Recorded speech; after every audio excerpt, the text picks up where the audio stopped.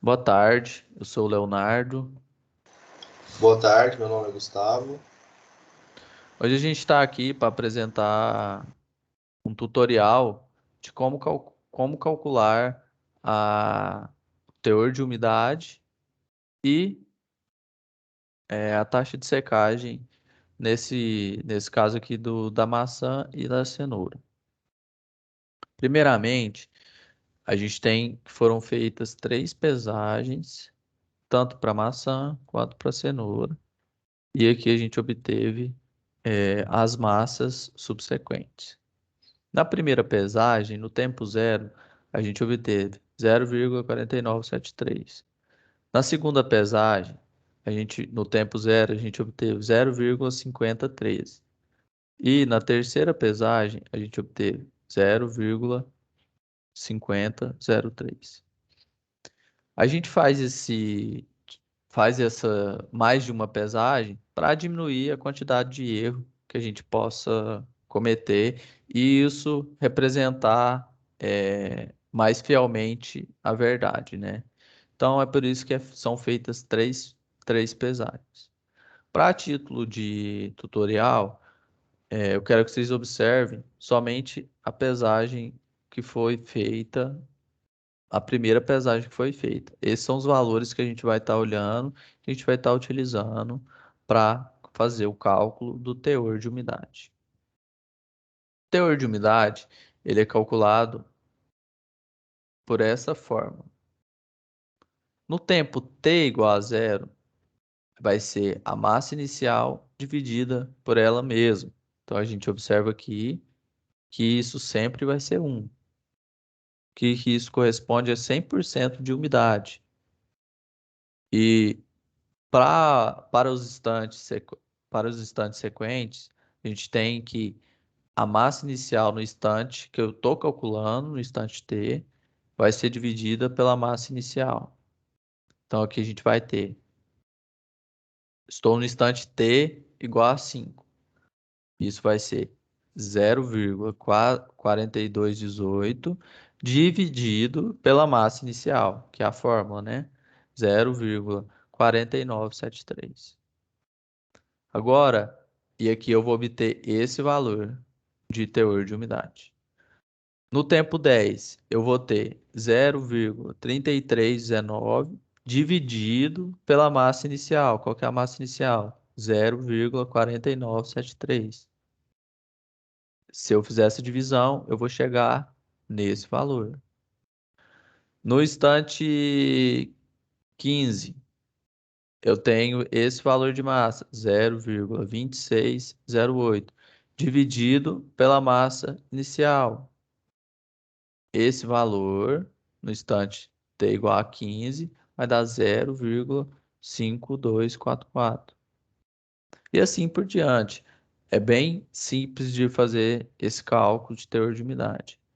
E aqui foram feitos as mesmas contas, né? No caso aqui da pesagem 2, utilizando esses valores, da pesagem 3 para calcular o teor de umidade, foi calculado utilizando esses valores de base. Para calcular a média dos teores de umidade, foram utilizados essas médias dos valores da massa que a gente obteve, que foi pegando isso aqui, dividindo por 3, a gente obteve isso. Pegou isso aqui, dividiu por 3, obteve isso. E assim por diante. Então foi utilizado, foi feito dessa forma. Para construir o gráfico do teor de umidade, a gente vai ter no eixo Y o teor de umidade que a gente acabou de calcular. E no eixo X, o tempo. 0, 5, 10, 15. Aqui foi até 1000 minutos, né? Então, assim, a gente vai ter no eixo X esse tempo. Quando você plotar isso aí, você vai perceber que sempre vai ser 1, né? No tempo zero, tanto para maçã quanto para cenoura. A maçã aqui está representada em verde, nos triângulos, e a cenoura nos quadrados laranjas, né? Então, é bem simples de calcular esse teor de umidade. Agora, para a gente calcular a taxa de secagem, a gente vai fazer o seguinte: a gente tem essa fórmula. Essa fórmula, como que a gente vai interpretar ela? É o seguinte: eu estou calculando o teor YST, que é essa parte aqui, corresponde ao teor de umidade no instante T, que é o instante que eu estou calculando. Bom, se eu quero calcular a taxa de secagem no instante T igual a zero, eu tenho que olhar o teor de umidade no T igual a zero, que aqui no caso é 1. A gente já calculou esse teor de umidade aqui, tá vendo? Ele vai ser 1. Então, esse aqui é o instante que eu estou calculando. Essa subtração, ela vai ser feita com o teor de umidade no instante T mais ΔT. O que isso significa? É o tempo sequente ao que eu estou calculando. Então, eu vou subtrair no caso, eu estou calculando o tempo zero. Eu vou subtrair o teor de umidade no T igual a 5, que é 0,8482, vai significar esse valor, menos o que eu estou calculando. No caso aqui é 1. Isso dividido pela variação de tempo. Qual que foi a variação de tempo? De 0 até 5 minutos, eu tive 5. Essa foi a variação de tempo. Então, vou pegar, dividir por 5.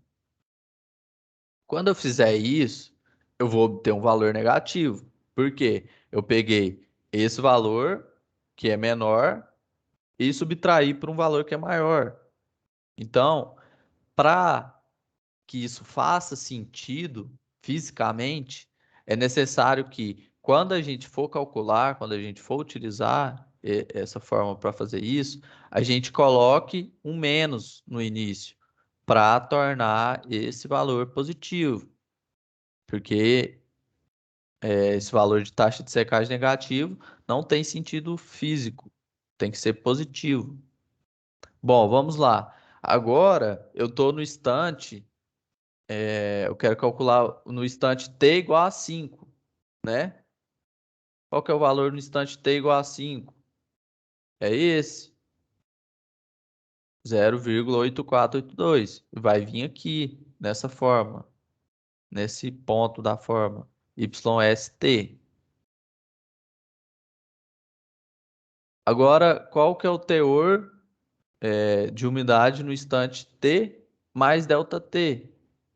A gente vai ter o, o valor da sequência, né? O valor seguinte. Então, vai ser esse. Então, eu vou pegar 0,6674, vai vir aqui, menos o valor do teor de umidade no tempo que eu estou calculando, que é 5. Está aqui. Dividir por 5 também, porque eu estou no instante 5, eu estou no instante 5, fui para o 10. A variação de tempo foi 5 também. E aí, assim por diante. Quando a gente fizer esses cálculos, não se esqueça de colocar o negativo, porque para que isso tenha sentido físico, né? Então aqui a gente pode observar que foi feito tudo que foi feito para a massa lá no início, né? Quando começou a massa da pesagem 1, foi, foi repetido, foram sendo repetidos. Então aqui a gente tem um, 2 e o 3. E também a gente tem a média desses valores. Que aqui no caso a gente tem essa média desse valor, essa média desse valor, e assim por diante. Tanto para maçã quanto para cenoura. Quando a gente vai colocar isso num gráfico, a gente tem que no eixo Y, a gente vai ter a taxa de secagem que a gente calculou. Aqui, para plotar esse gráfico, foram utilizadas as médias dos valores que foram calculados.